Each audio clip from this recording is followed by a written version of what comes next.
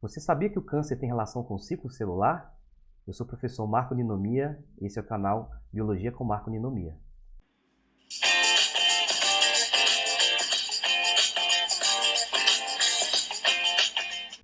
Olá, bem-vindo ao meu canal. Então vamos falar hoje sobre ciclo celular, mais especificamente sobre intérfase, mas eu acho importante a gente entender algumas coisas. Primeiro, esse ciclo celular ele é dividido em a divisão celular propriamente dita, e essa chamada de intérfase, que é uma fase de preparação para essa divisão, tá? Então nós vamos estudar essa preparação. E aí é também importante a gente entender um princípio biológico. Então você pode estar se perguntando, para que serve um ciclo celular? Ele acontece em mim? Com que frequência? Aonde, né? Então, só para esclarecer, esse ciclo celular vai acontecer com frequências diferentes em células diferentes, mas, por exemplo, acontece para a gente regenerar nossas células, tá? Então, para a gente crescer nossos tecidos, então, crescimento de cabelo, crescimento de unha, regeneração e cicatrização de lesões, por exemplo, e também na formação de gametas, espermatozoide e óvulo, tá? Então, solta a figura aí que nós vamos entender esse processo de forma mais detalhada agora. Então, gente, olha só, aqui essa imagem representa então o ciclo celular. Vamos destrinchar aqui essa figura. Vocês estão vendo algumas letras aí, algumas representações. Nós temos então essa fase chamada fase M, que é essa fase destacada aqui, ó. Então essa fase M, ela é a tal da divisão celular mesmo, propriamente dita, que nós trataremos nas próximas aulas, né, nos próximos vídeos. Essa divisão celular, chamada de M, aqui você entra M de mitose ou meiose, tá? Então, essa mitose ou meiose vai acontecer em células específicas. A mitose acontece em células chamadas células somáticas e a meiose em células germinativas ou sexuais, né? Resumindo, a meiose acontece para a formação dos gametas, espermatozoide e óvulo, e a mitose acontece em todas as outras células do nosso corpo. Aqui, ó, vamos dividir isso aqui. Então, tenho essa meiose que está destacado aqui em amarelo e em roxo, e todo o restante aqui, ó, que está em laranjado, que é representado pela letra I, aqui é a tal da intérfase.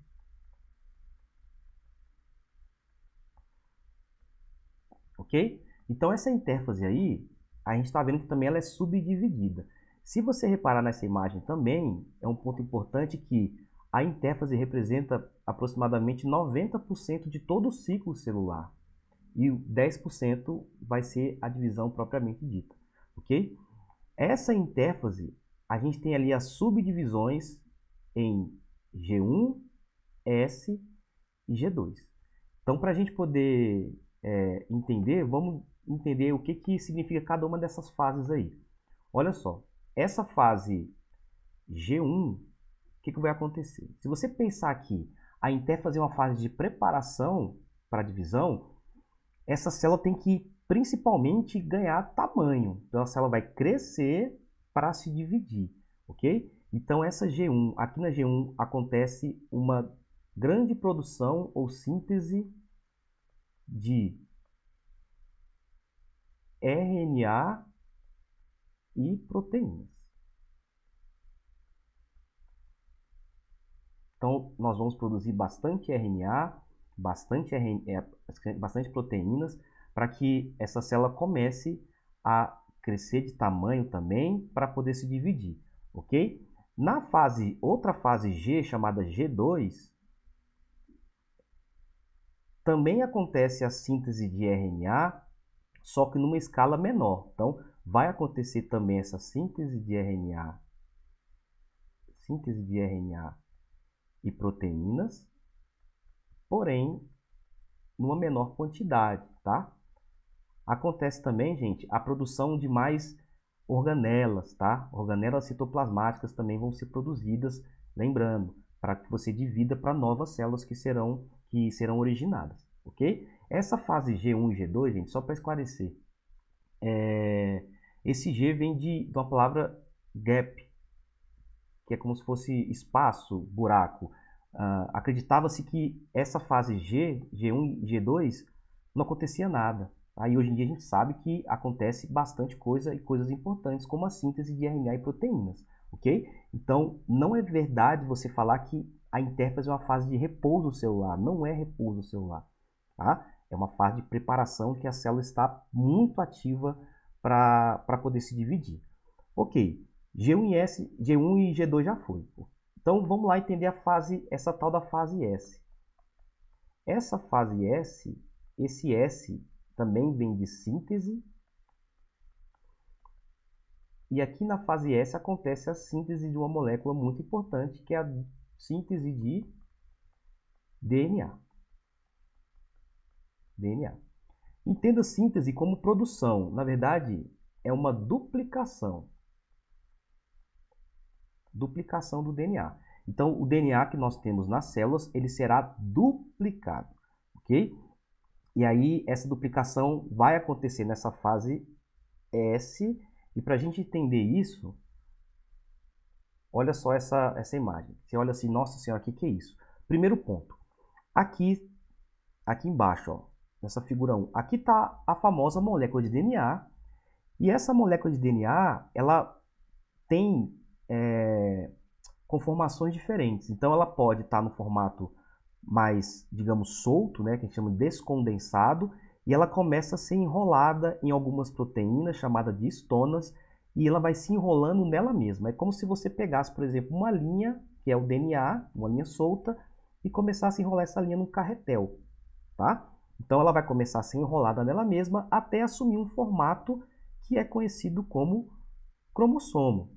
Tá? Então, você muitas vezes deve ter visto uma imagem de cromossomo. Então, só para a gente esclarecer, o cromossomo é a própria molécula de DNA que está condensada, enrolada em proteínas. O que eu estou mostrando aqui?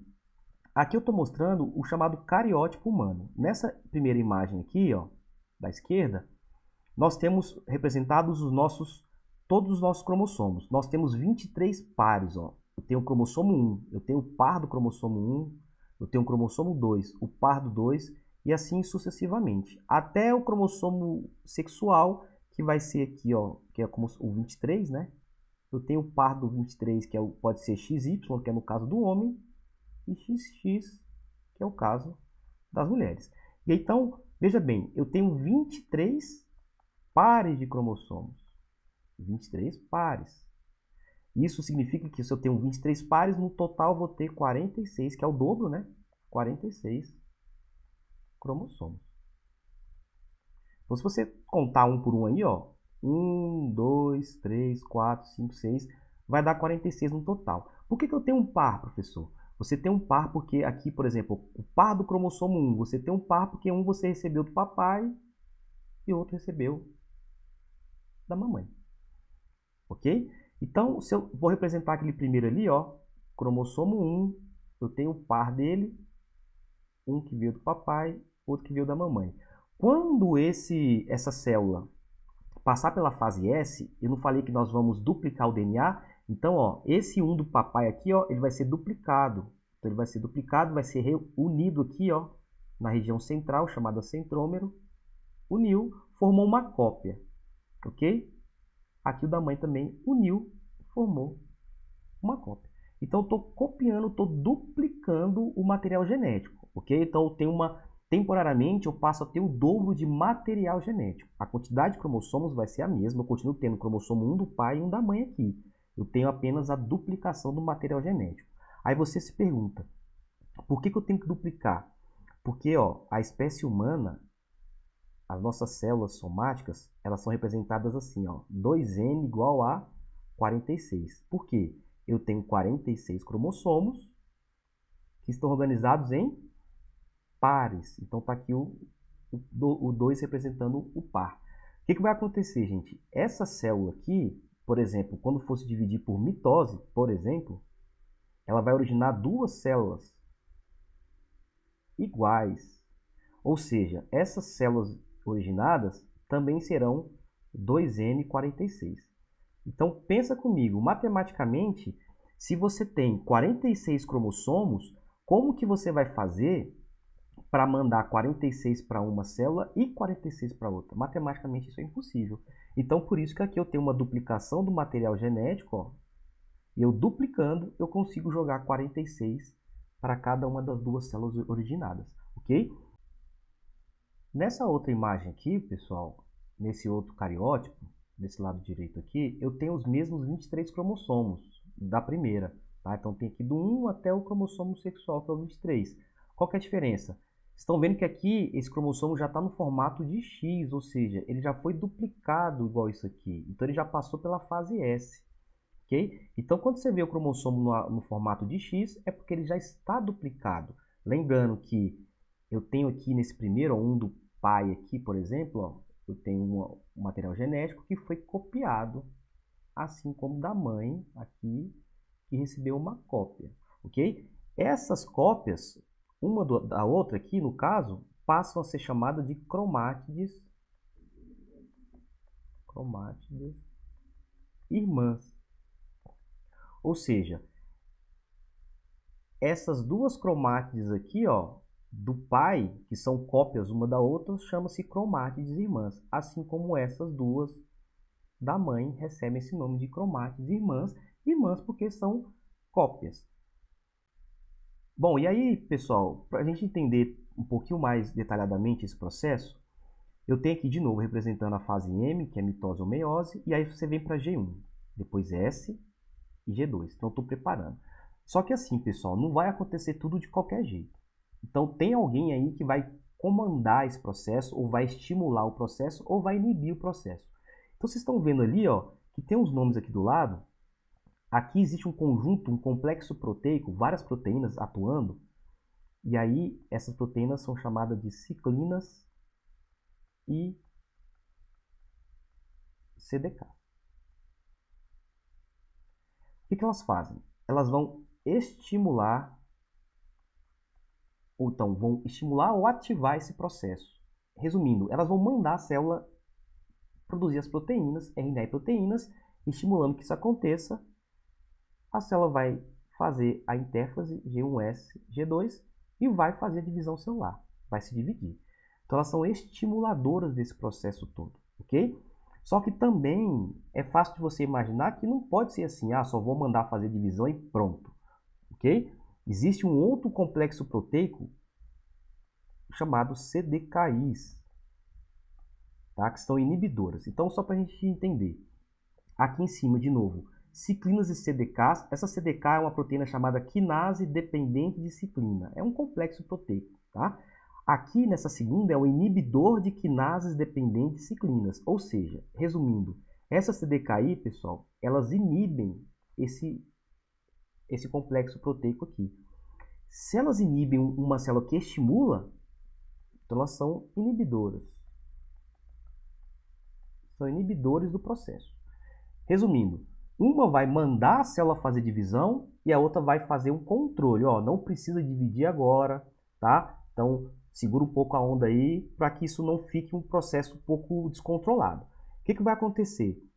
Se por algum motivo você perde esses inibidores, você perde essa pessoa que está controlando, essa coisa que está controlando. Se eu perdi um inibidor, eu só vou ter quem? Um estimulador. E aí eu começo a fazer o quê? Um estímulo desordenado desse ciclo celular, em que eu vou mandar a célula ficar se dividindo o tempo todo. Então uma célula forma duas, depois cada uma forma mais duas, e assim vai. E aí eu começo a fazer uma divisão celular de forma desordenada, gerando uma proliferação celular. Esse aglomerado de células aí, pessoal, é conhecido como tumor. Ok? Então, esse tumor ele vai ser gerado por uma falta de controle desse ciclo. Esse controle, de novo, vai ser como? Você precisa de fato fazer a divisão?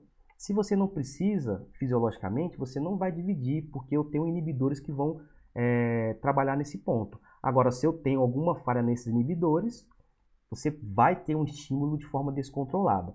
Tem um inibidor bem famoso aí, desse ciclo celular, que é conhecida como proteína 53 ou AP53. Okay?